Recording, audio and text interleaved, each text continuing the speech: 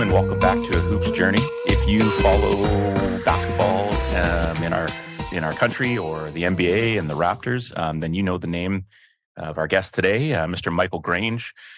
Some may also not know that there is a little bit of playing history there too. So we're excited to get to know a little bit more about him. We can search him up and find the story, but it's always better to connect with people and chat a little bit. And how are you, sir? And how's life treating you after the NBA draft? We appreciate you carving out a little bit of time to sit down with us today. Oh, I'm very well. Thanks for having me on. And sort of a little bit of quiet before the storm with between the draft and free agency, and then summer league kicking in, and should be a busy summer with Canada basketball as well. So a lot of stuff going on.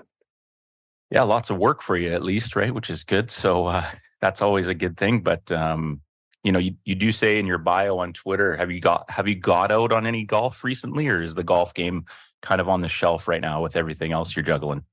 No, I try to get out when I can. So my kids are pretty much grown up. So, and the nice thing about the job from a golf point of view is you kind of tend to be a little bit more often busy at night or on weekends, so you can kind of squeeze in a game or two. So yeah, I try to get out when I can for sure. What's the game like? It's like everyone else's game, erratic. So. I respect it. Can you give us a rating 1 to 10 on Grady Dick's outfit? Your thoughts on that? The draft? Yeah, I mean, it's the way kids do it these days, right? Like it's somebody, you get a little money in your pocket and some tailor's out there ready to take it, I suppose. So hey, give him credit. He certainly got people's attention, and I think more importantly, once he got people's attention, he was able to handle it pretty well. He comes across as a pretty fun, friendly guy. So yeah, it's like I say, it's the way the world goes these days. People like to put themselves out there and show their personality, and yep, and he certainly did that. Yep, it's funny I wonder too, like maybe the red was just a good guess, or maybe he knew something we didn't know, but just kind of how it all worked out, right? With the Raptors, Canada, and then just that big red jacket. So I'm a high school teacher too, but I teach at a private school, so we do the odd like jeans day, and then when the kids dress in just sort of regular clothes because we have a dress code, it makes me always kind of go, oh, all right, so this is what fashion is these days, right? So it just seems to be they went from super tight to bigger and baggier, which is weird. It's like we're going full circle, and neon's kind of coming back too. So it'll keep coming back. Yeah. It's all a good argument for dress codes as far as I'm concerned. But, yeah. Well, let's get right into it. Tell us about yourself, maybe your upbringing, sort of obviously reporting and basketball. We'll get to that, but you do have a history with the game, and talk about sort of as a young person why basketball was a sport you were sort of drawn to, and why your hoops journey began. Yeah, it's been quite a long one by now, but come on, you're not there yet. I kind of I think I got into basketball basically because it was there, and I kind of really loved sports and was pretty reasonably athletic guy, but kind of when I was growing up, my parents had come here from Ireland, and we moved around quite a bit. It took us a little while to kind of settle in.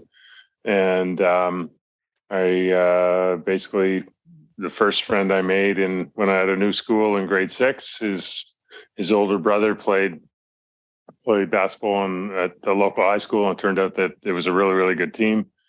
They won the city championship, I think that year or the year after.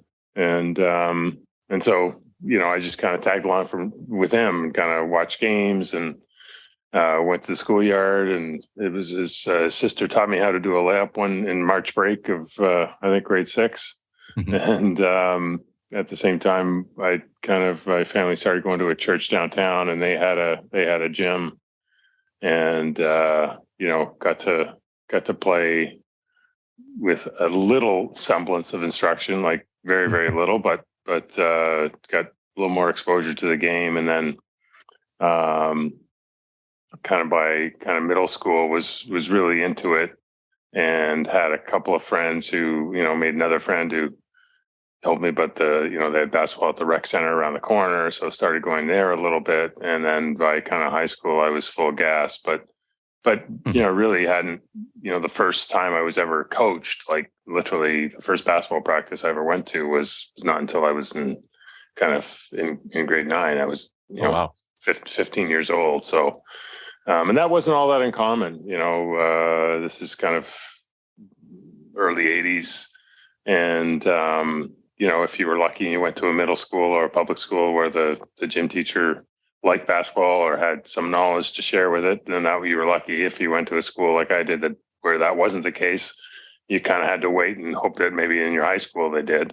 I was lucky that was the case in my high school. I went to Humberside Collegiate, and there was some really good coaches there, and there was so that but it was a very late start, and but again, like I say, it wasn't completely unusual for guys just to be getting into the game, by the high school stages. But really, all the guys I played with were all kind of in the same boat, mostly first generation guys, and parents didn't have the time or means or inclination to get them into hockey.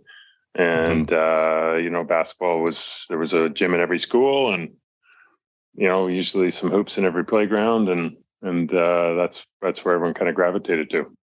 Yeah, it kind of is one of those sports that's great for that, in the sense that, you just really need a ball. Most people have a pair of shoes, right? And we were in the same boat with hockey too. I still to this day can't skate. So when I take my PE class to the rink, I have to stand on the side because I don't need to be breaking my hip at 45. But it's funny on this show, we're 109 episodes in, and many people talk about it wasn't the, I looked up to the Larry Bird or the Jordan or whoever, but it was the local guy or girl in the neighborhood, that high school kid that was like a mentor or just someone that I thought, oh, that's who I want to be. And it seems like that was kind of the same scenario for you, just tagging along and seeing them. And, when you're in grade 6, a grade 11 or 12 seems like a pretty big person, right? Even though it's only a few years of separation, right? They seem like celebrities to us. And it's interesting that you also went through that. When did you know that it was something that maybe I think I can play this at the post-secondary level? How'd you go about it? Early 80s, kind of, well, mid 80s now as you move into your senior years, but a fun group of kids around that you enjoy hooping with, and you got some good coaches. How did you figure out, or was it just like, I'm going to go to college and I'll figure out and try out for the team, or what's that process like? Yeah, probably by kind of the middle of high school. Like I said, it was just a lucky set of circumstances, in some senses, because for whatever reason, the cohort I went to high school with, both a couple of grades below and a couple of grades above, there was just each grade seemed to have 3 or 4 pretty good players, or at least very dedicated players. And so there was always really good places to play pickup and compete. And it was really competitive. Like, it was really intense, fights, yells, balls getting kicked, and as it should be. And it was a really, kind of, I kind of thought that was the norm. I kind of, once I got out in the world a little bit, I realized it probably wasn't. And what were you like? Did you have the Irish in you? Oh yeah. No, I was probably a little less psycho than some of the guys I played with, but only by degrees. There's levels to it, hey? Yeah, and but all of that to say, and we also had there was a guy at my school who was a TDSB. This is in Toronto. His job was he was the school lifeguard. He ran the swimming program at the school. And he, for whatever reason, was at that time when I was in high school, was living in his van in the parking lot, and he was a young guy and a great guy, and or at least to us, he was a great guy, and he was a pretty good basketball player himself, and so he always would open the gym for us before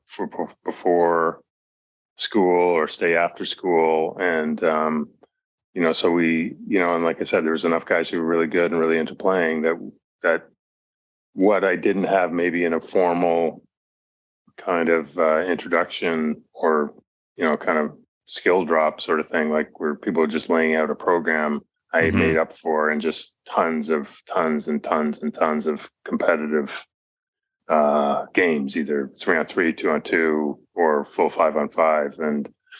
And so by about grade 11, I was turning into a pretty good player on pretty good teams at a time in Toronto where, the basketball scene was really kind of popping in a way that was different to what came later. Later on, good basketball players in Toronto, the goal was to get out of Toronto. Like, it was, everyone's kind of leaving to go to the States, even in grade 9 as early as. But at that point, there really wasn't that kind of pathway. And, you still had grade 13. And a lot of kids would do an extra year of high school. So cheaters, freaking cheaters out there, man. But if you could imagine, all the population of kids in the GTA, and also, by the way, the Toronto was still kind of like where a lot of first generation Canadians were gathering, right? Sure. It wasn't quite as, as much on the outskirts. So if you can imagine, all that talent that we've seen, over the last 10, 15 years that have ended up being in the NBA and places like that, like, not quite the same volume, but a pretty good number, a pretty good amount of talent was still in the city playing high school basketball till they were 20 years old. Yeah. And, none of them were leaving, and none of them were going to the States. And so there was just some extraordinary talent, and it was a real scene. Like, it was like you'd go to city championships at Jarvis, or all-star games at York University, or tournaments at St. Mike's. And, your dream was to play in those events, and you'd go and watch them. And so right in front of you, there were kind of heroes and role models, and some of your friends, some of the guys I went to school with were in those games. And so you kind of, so by the time I was in grade 11-ish, and, I was kind of good enough to think, I could maybe do it. And it was sort of a goal of mine to do it. And, and definitely as the kids a little bit older than me were going to play in university, I was like, well, like everyone's dream is to go play in the States. That didn't really materialize for very many guys, but certainly not me. But, playing in university basketball came the next thing on the list. And I'd say probably by grade 11, certainly by grade 12, I had a really good coach in grade 11 who had played on really good teams at York University, a guy named Ev Spence. And he kind of was the first guy to say, hey, you could probably play, you should stick with it. And that's all I needed to hear. ATO basketball, aka ATO b-ball, located directly at the Langley Event Center in British Columbia. This place has everything you need. I swear, if you walk in and you're a hoop head, there's nothing you won't be able to find. Sale items, Jordan, Adidas, Puma, you name it. The brands are all there. Shoes, jerseys, retro, current, Vancouver Bandits. You can even get every basketball you name. Shout out to our boy Jeff at ATO B-Ball for willing to be a sponsor to us. Go check them out. Check the store, mention us, and who knows, you might find yourself lucky. Thanks to ATO B-Ball. So many good things to touch on, just the mentors and just that as a young person, so many things that you could be possibly getting into trouble with, but just having that person who is able to open the gym and have that key. And I think we're missing that a lot. I mean, the resurgence of AAU obviously in our country has taken off. So we probably have more people playing the game, but just in terms of like, I'm fortunate to teach at a private school where I can open the gym anytime. And a lot of the public schools out here, they'll shut their gyms for 6 to 8 weeks or, the entire summer. And so just those opportunities are becoming less and less for that, almost the free play, not the structured play, right? Whereas, and you've touched on many times where I think you learn so many things about yourself, about how to play the game, make reads. You better be, on help side, or some guy that's on your fourth guy on your team is going to, give it to you. and you want to stay on the court and keep running, right, and win. So kind of think we're like losing those opportunities a little bit. Am I sounding like I should tell someone to get off my lawn, or am I making sense? No, I think I think that there's a lot to it, and and I don't think it's. I think on one level, the infrastructure for basketball has probably never been better in the sense of the opportunities for club play and, a really high end club play if you want to see how far you can take it. And there's a lot of skill. There's a huge, growing population of skills trainers and, even some private gyms that are opening up to kind of accommodate that demand because, in Toronto anyway, I can only speak for, like, it's harder and harder and more expensive to get gym permits and stuff. So on one level, the path to becoming a really elite player has probably never been clearer and kind of more stamped. Like there's certain kind of signposts you hit along the way, but on the other level, I think it's some ways probably harder to just stumble into the game, and even those players who kind of are on a path pretty early, they how much opportunity do they get just to really just compete and figure it out on their own, and just the fun of that too. Like it's kind of like my son anyway went through hockey, and like there's a lot of good things about it, but the idea of just going to the rec center and playing pickup and then going hanging out at 7-Eleven, 4 nights a week in the summer was, that's not something that happened in hockey. I'm not sure how often it happens in basketball anymore. And, it was, you miss, it's good and bad and everything, like I would have loved to have more structured opportunities and, and certainly I feel like I would have taken advantage of them, but, there's a lot to be said for just completely motivated, just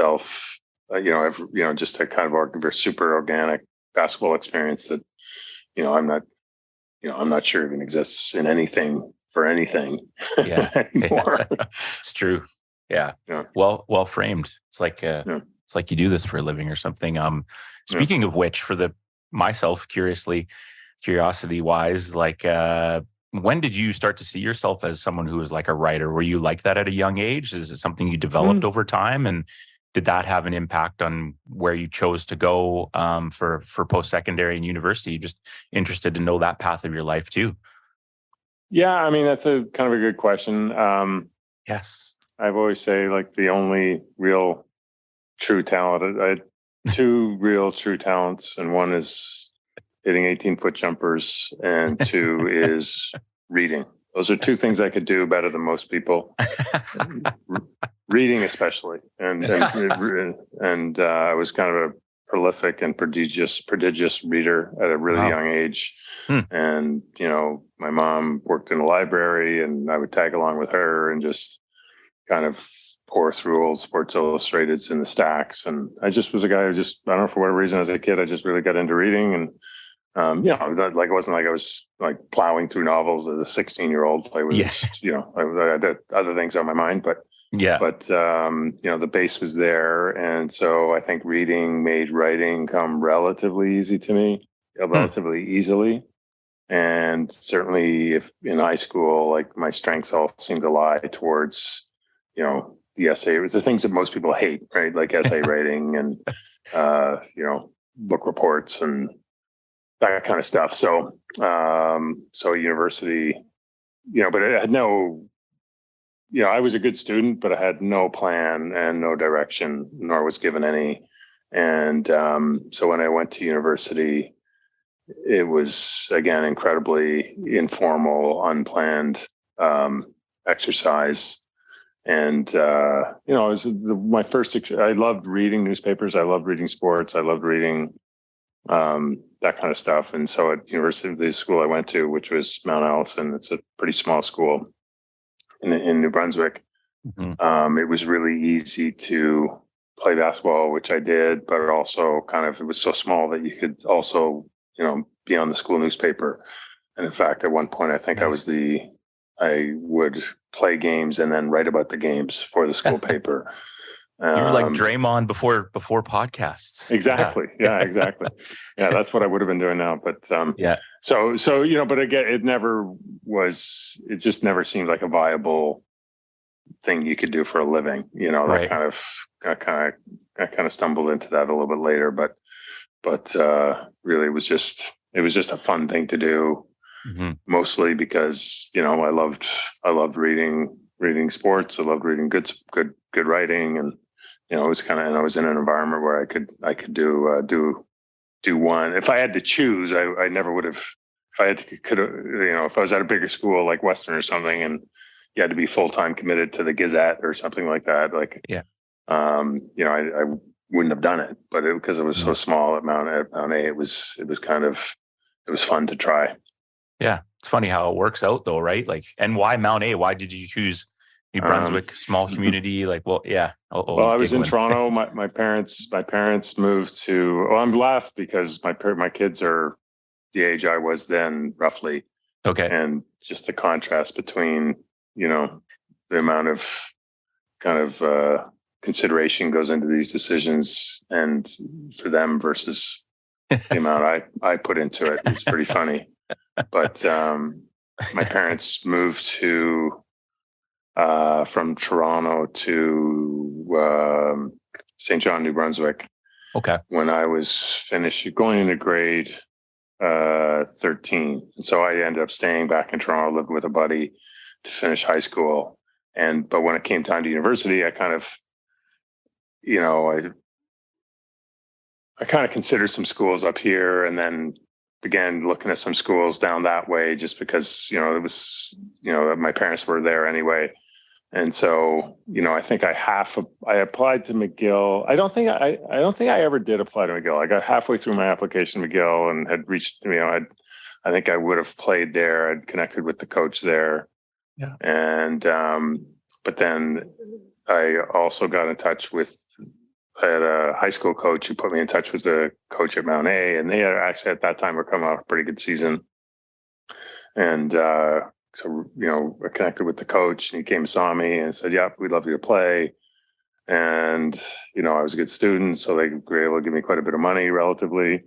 And I was like, okay, you know what I mean? That's really how much thought I put into it. And so that's how I made a decision on one of my defining decisions in my life was made literally based on one conversation. So, it worked out pretty well. And it didn't turn out to be like basketball wise. Didn't end up being that the year when I went there, the year before, they'd been pretty good. Turned out to be a bit of a blip. And we weren't very good when I was there. And the guy who coached me was an excellent coach. Went on to some really good successes. A guy named Dave Crook. But you played for Crookie? Yeah. Get out of here. Yeah. A legend. So there you go. Yeah. So he. So we I played at Brandon when he was at Winnipeg. Oh, there you go. Okay. Yeah.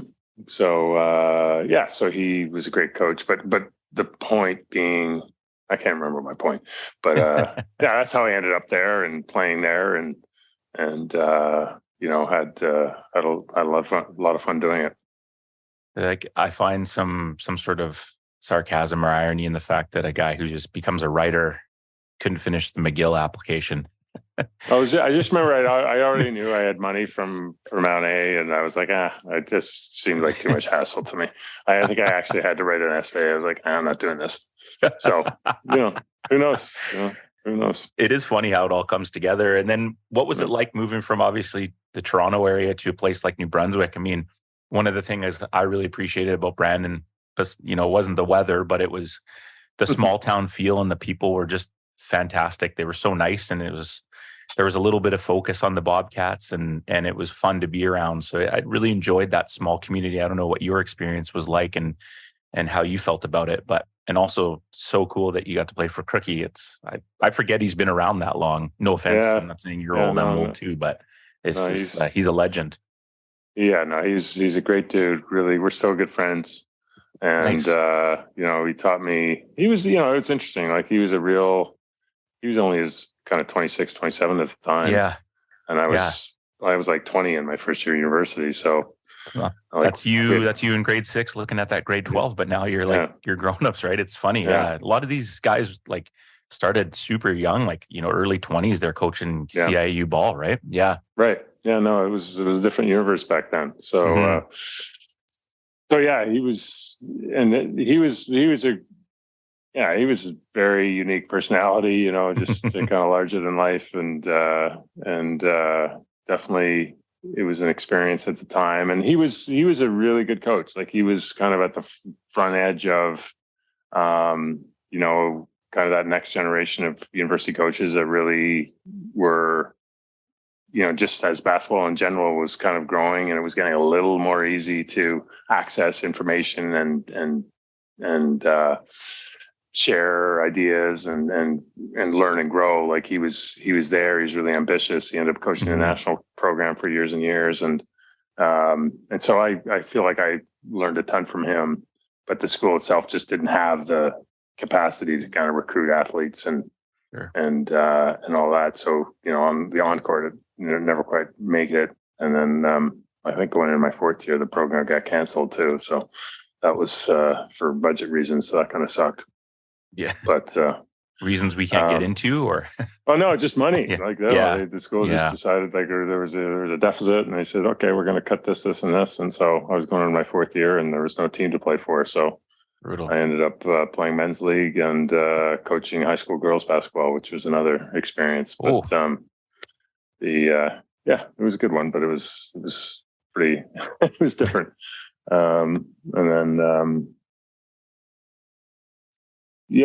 but going to a small town like that was I loved it. Like, it was kind of, and I didn't know anybody. So you just kind of rolled in there, and your buddies on your team, you've got guys on the team, you became really close with them really quickly. And it was kind of such a small school. It was easy to make friends. You kind of, anyone you saw that you kind of encountered and became friendly with, you would, if you saw him at breakfast, you'd probably see him at lunch. And if you saw him at lunch, you'd see him at dinner. And you'd see him at dinner, you'd probably see him in the bar. So you made a lot of friends pretty fast. And hijinks ensued, as they say. If you're a basketball player out there in the Lower Mainland or BC in general, and you're looking for somewhere to play, we have a proud sponsor, and that is PGC Hoops. You can find them at pgchoops.ca. And the thing that makes them unique, and that we're proud to sponsor them and them be a sponsor of us, is it's a true nonprofit basketball organization. Found in the east side of Vancouver, the mission is cost-effective elite basketball for all. Find the website, take a look, register your kids, register yourself, look for the programs. And if you have any questions, reach out to me and we can contact you with the right people. This is a good program for the right reasons. We appreciate you, PGC Basketball. You touched on a little bit about kind of falling into things. How did you get into, what did you take journalism in university, or what was the degree? And then sort of how did you go about expanding your career after your time at Mount Allison and moving forward with that?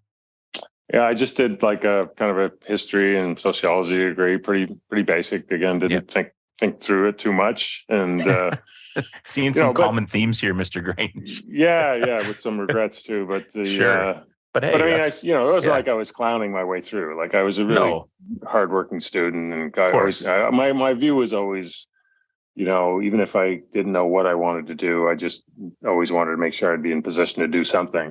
So, I figured at one point I thought I was going to be a teacher, and then at one point I thought I would be maybe I'd go to law school, and then when I finished school, I moved to Toronto.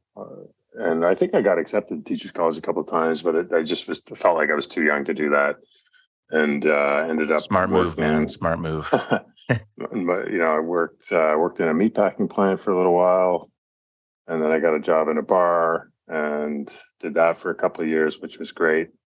That was probably the funnest job I've had. People say sports, so I go, no, bartending was probably more fun. But and then got a real job working for the city of Toronto, or Metro Toronto at the time, as a welfare worker, sort of in the early 90s, and there was a kind of pretty nasty recession going on, and they were hiring. so I did that for about 4 years, and that was pretty, eye-opening experience for a pretty young guy who hadn't really counted all that much.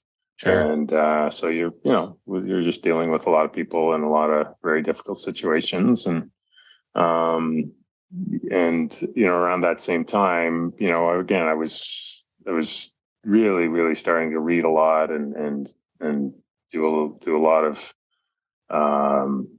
that's probably when I kind of thought, I felt like I just wanted to try writing in some shape or form. And I had a friend who was doing like they called them zines back then, but it was like an arts zine. It was basically literally like, a photocopied magazine.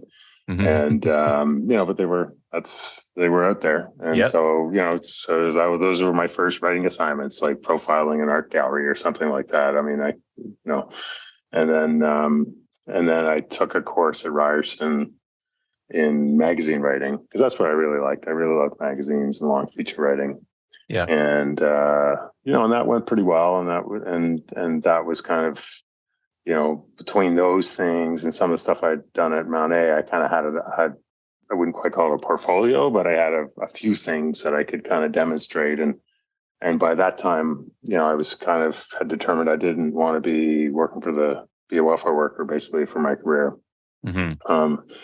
And so, kind of went through it again of teachers college, law school, and then I decided to apply to journalism school, which felt like a huge leap. Like I was going to be paying for it out of my own pocket, and I didn't know any journalists. I had no clue if I literally was like, I ended up doing the master's program at Western because it was 12 months and not 2 years at Carleton. And I literally thought, well, worst comes to worst, I'll have a master's degree, so I can probably get a job selling cars. Like that was kind of what that was my, I quit a pretty good job, and moved to London, and things worked out. Like I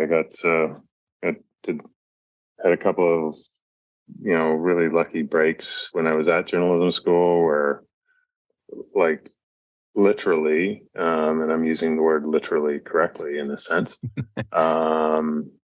My first assignment was we put our names in a hat and pulled out a name, and we were supposed to write a profile of the person whose name I grabbed, and it turned out to be a person named Martha Henry, who I'd never heard of, but was a really prominent actor at Stratford, and one of Canada's leading Shakespearean classical actors, I guess I'd just say.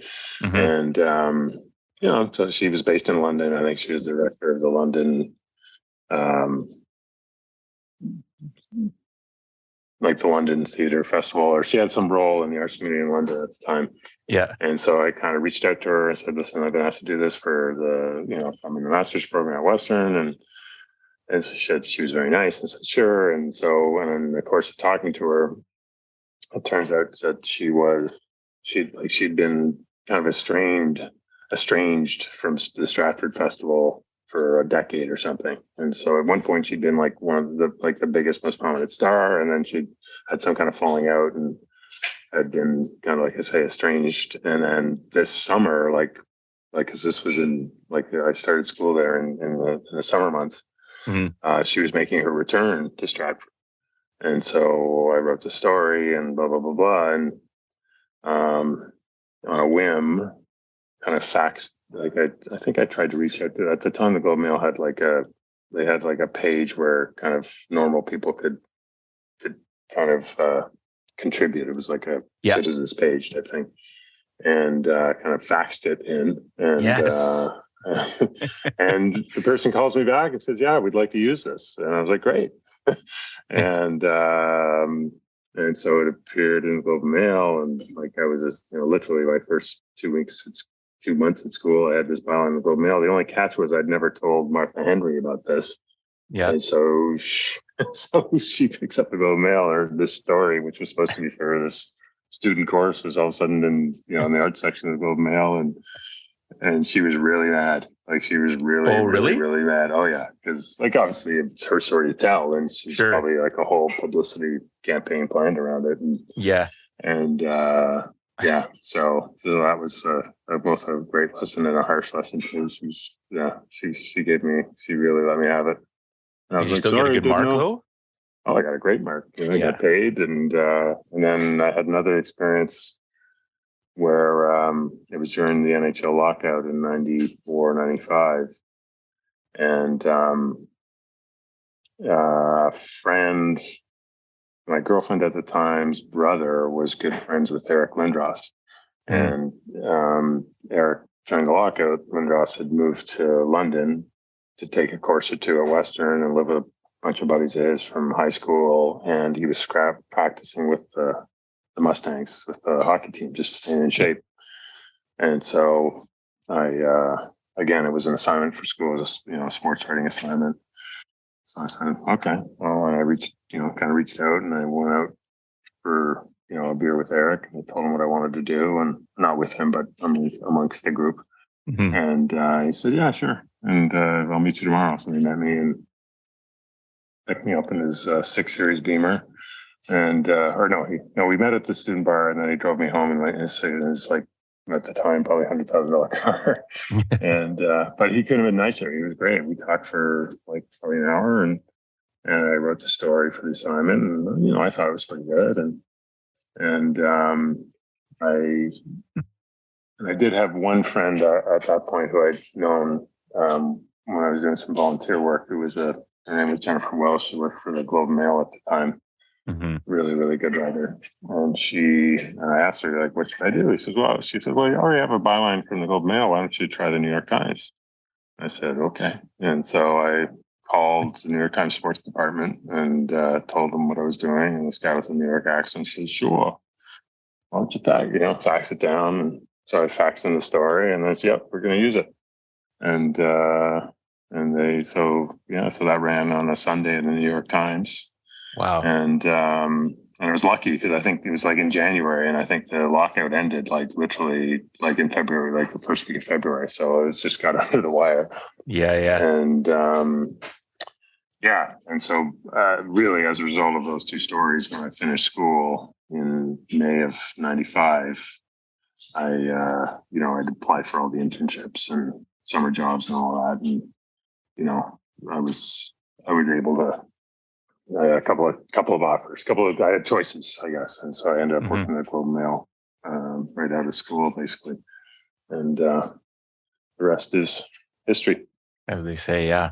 Upon your reflection, you look back, you've also seen a huge swing from the times of Street and Smiths and Sports Illustrated and us waiting for our, subscription to show up in the mail, and newspapers being very, dominant to now, very digital based. If you could think back and you were to, maybe you've done it already and you're speaking to a bunch of people that want to get into what you do, what advice would you give someone right now? If there's something outside of obviously knock on as many doors, fax in as many stories as you can or whatever, is there something that upon your life experience that you would either change or share with someone? Yeah, well, I wouldn't fax. That would be a terrible idea. Don't do that. Maybe joke on my coffee. Yeah. We still have a fax number at our school, and I'm like, do people actually fax still? Like, can we get that off the website? Like, yeah, I don't think we need that anymore.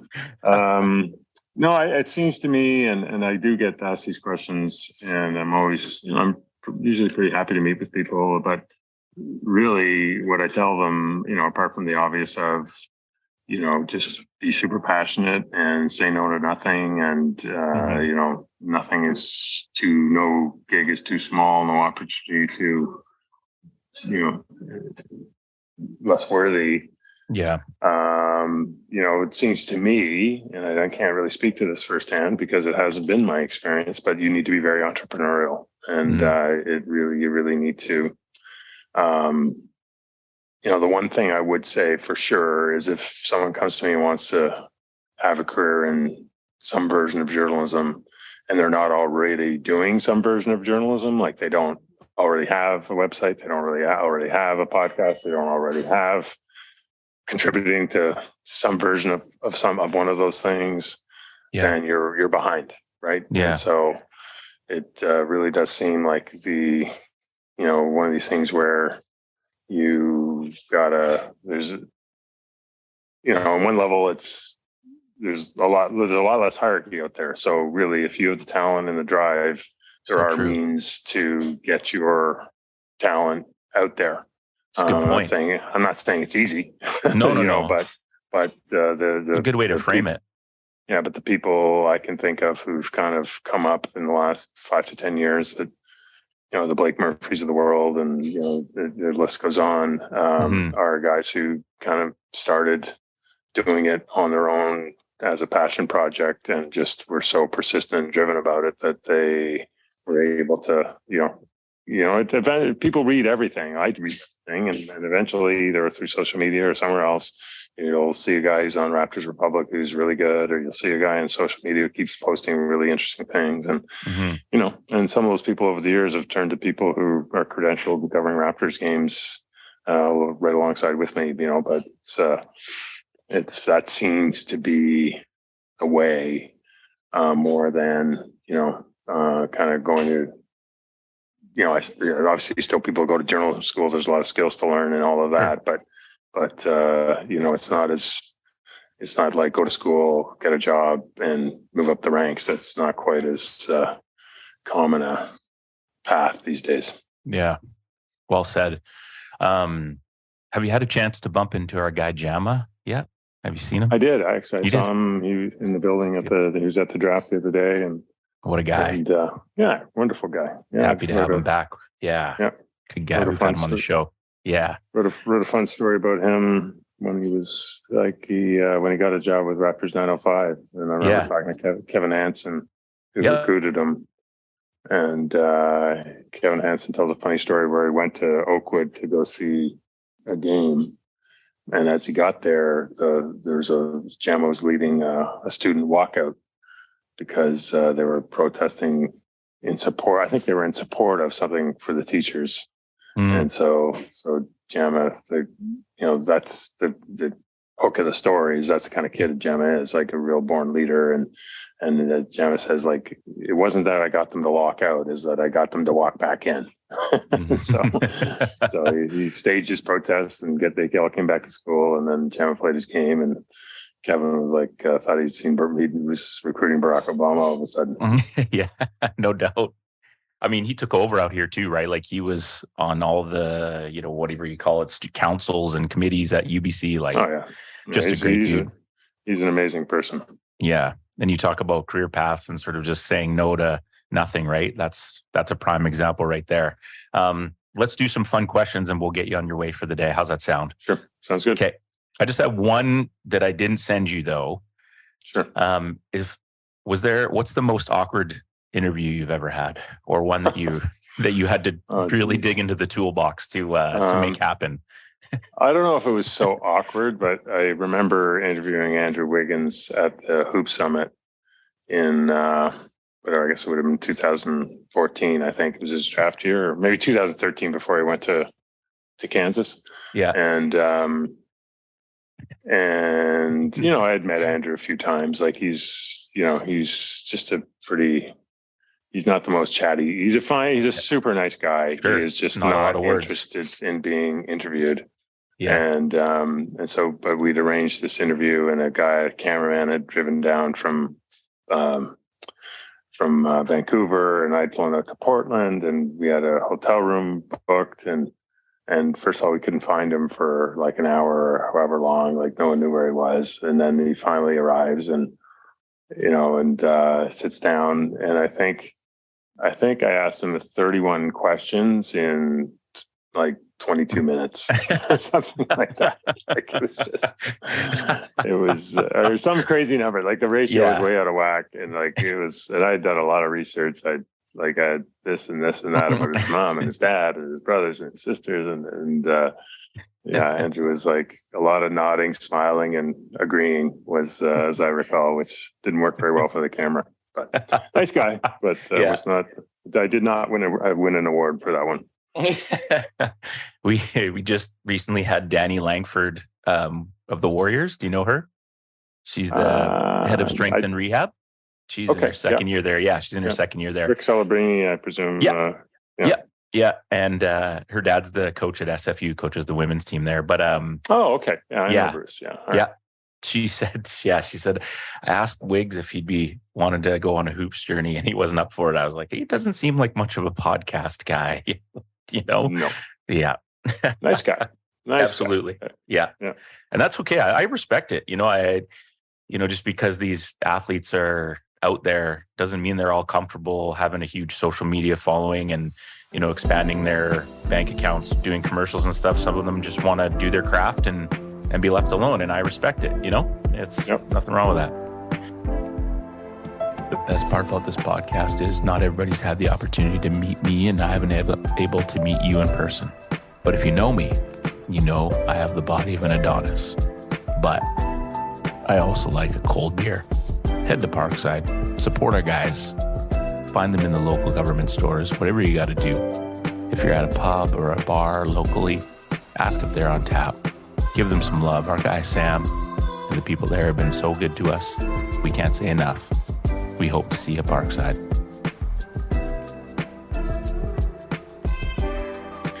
Okay, but more importantly, how do you feel about ketchup on macaroni, sir? I'm fairly anti both. I'm not saying I haven't done it. Okay. But I'm well removed from craft dinner. I would say that. How about just mac and cheese in general? Not really something you order. I like a good mac and cheese, but there wouldn't be any ketchup on it. No. Okay. Nope. All right. Triano said he puts a little bit of salsa and hot sauce on there. Yeah, that would work. That's not a bad mix. Yeah. Yep. Who have been some of the most important people in your life? I would definitely say, my wife for sure has been incredibly, if you're going to do a job like I have, where you're traveling all the time and your nights and weekends are kind of often belong to other people, and things can kind of change in the drop of a hat. Like you need a special person to kind of tolerate that, I guess. And my wife would certainly be one. And I would say Dave Crook was a big influence in my life for sure. Just the guy who really got me as a person and as a player, and really kind of helped me through some times that you go through when you're that age. I think those would be two that pop to mind for sure. Well, you mentioned your wife, so you get to live another day, so that's good. Exactly. Yeah. Because the chances of her listening to this 47 minutes of us ramble are probably slim to none, right? And Slim left the building. Yeah. You never know who might, and you want to get the good reports. Yeah, exactly. Sure, fair. Okay, now I have down books or movies, but obviously it's books for you, or I mean, I love movies too, but okay. You got some all timers, like for what's a book that sticks to you to this day, or you've just maybe recently read that you enjoy that maybe the listeners would want to check out? Can be any sort of, doesn't matter, but it doesn't have to be sports related. But what do you think? Yeah, my problem is I have a terrible memory. Oh, yeah, fair. Literally I'm kind of looking at my bookshelf here and going, there's different books I can remember for different reasons, but I guess I've really gotten into kind of the mystery genre right now, and so let me think.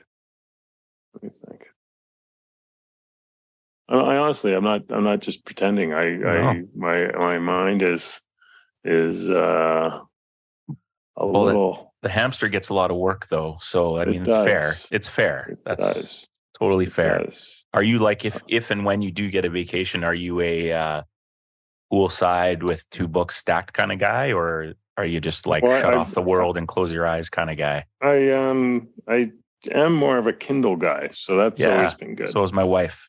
Yeah, no, I'm a big fan of the Kindle. Anyway, next question. I'm gonna think of a book while we're talking. Okay. You and 4 other players are going to go to the blacktop in your prime.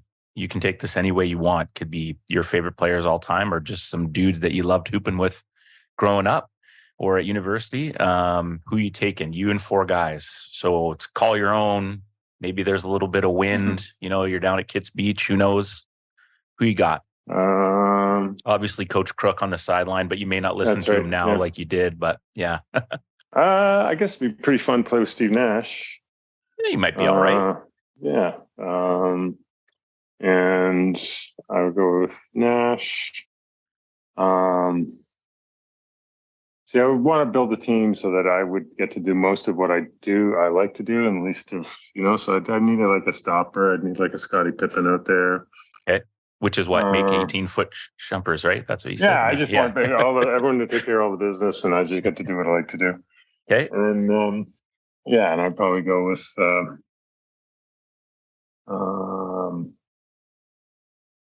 I think we want like a big. Well, I'd want to play with Jokic. That'd be really fun. Isn't he unreal? Yeah. So that's 3, and then I'm gonna go with maybe a guy named Rob Galikowski. I used to play a lot of basketball with when I was growing up. He was a really good player. Played at Laurier a little bit. Okay. And am I at 5 yet? They're at 5. What's Rob's game like? Like, is he what is he? Is he big, small, wing? He was like Steph Curry before Steph Curry. Ooh. So the guy can really, really fill it up. Wow. And he always kind of brought it too. So you knew the game, you knew the temperature would get turned up. Did you ever see Joey Vickery play? Yes, I have. He was a bucket too. Yeah. Yeah. Yeah. A lot of questionable shot selection, but but he made enough. Go Bobcats. Yeah. Okay, dead or alive, the artist doesn't matter. Maybe you take your wife or someone that you want to. You got the best seat in the house. What concert are you going to see? Are you much of a music guy? Yeah, I am a bit of a music guy, and take more than one if you'd like. But yeah, well, you know what? I kind of feel like I've already been to that concert. It was when I was in my first, probably summer of '94. I got to go see the Hip at the Horseshoe Tavern, and they were just doing a pop-up show in advance of one of their big tours. And excuse my ignorance, but the Horseshoe Tavern doesn't sound like a large venue. It sounds like it was quite intimate. It's like kind of the kind of essential music venue in downtown Toronto. It's just like an old honky-tonk bar with long bar and a kind of cramped little back room, and amazing. And they just did a little pop-up. Yeah, and it was always kind of like if you were like at the time, if you were like a band, you get touring bands who didn't have a following who ended up being like REM might have played there kind of thing on their first time through Toronto type deal. Okay. Or like if you were a local band to kind of graduate to the Horseshoe was a big deal.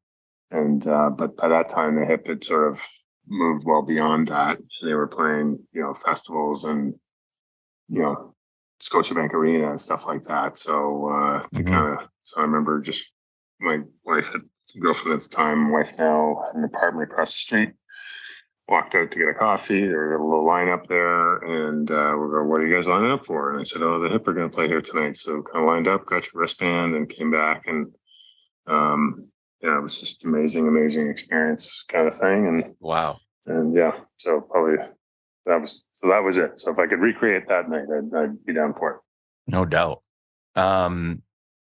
You're feeling a little snacky on the road, and you got to pull the laptop out and get something out to print here. What bag of chips are you going to grab to get you through it? I'm pretty basic. I'm a salt and vinegar guy. I can even go plain. Yeah. Okay. I like my Lay's, Miss Vicky's, doesn't matter. Oh, Miss Vicky's. Miss Vicky's. Yeah. First preference for sure. Like got the crunch. Yeah. That's okay. I mean, don't play it down like, plain chips and salt and vinegar don't matter. Those matter. Okay. Yeah. I just don't like elaborate chips. Sure. They are getting pretty wild. the President's Choice the other day. I was in the grocery store. There's like Korean barbecue, and there's like, they got just everything. But that's fair. Last question for you. And we appreciate your time. It's been super fun. I'd just like to personally say thanks. I know it's a job for you, and I know it's what puts bread on your family's table, but the amount of exposure you've given the game in Canada, and allow people to read and, get cool stories like JAMA and others, and all the stuff and content that you're putting out means a lot. And I think we're in a great place with basketball in our country. And you're, when I mentioned to a few friends that we were going to sit down and chat, they were pretty thrilled because your name is out there as being one of the guys that's spreading the good word. So thanks for being with us today. It's been fantastic, and I appreciate you taking the time.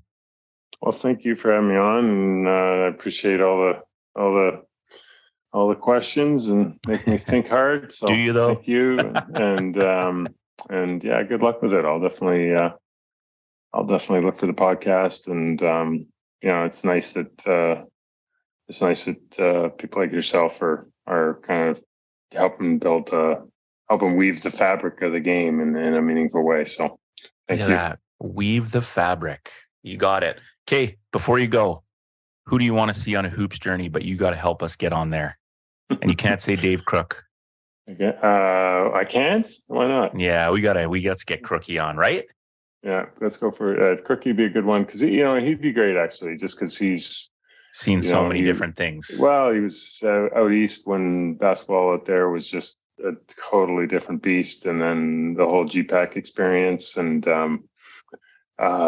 international stuff. He coached Canada to their first international age group medal. They won bronze at the U21s. Wow! At the World Championships. Yeah, and they had some wild guys on that team. Henry Beckering was on that team. Oh yeah. And they had Levon Kendall was on that team.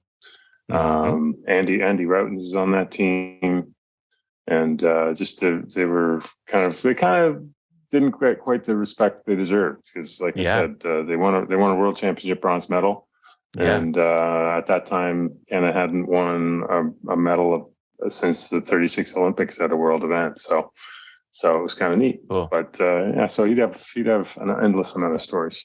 Yeah, he'd be a good one. We might have to edit it down because we'd just be rambling on. Man, Henry Beckering, that guy could dunk with his armpit, hey?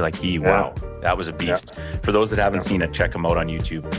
Anyways, Mr. Grange, thank you. Continued success. Thanks for all you do for the game of hoops. And on behalf of the Hoops Journey, thanks for being with us. Thank you. You bet. A great episode. Thanks to our sponsors, and we'll see you on the next one.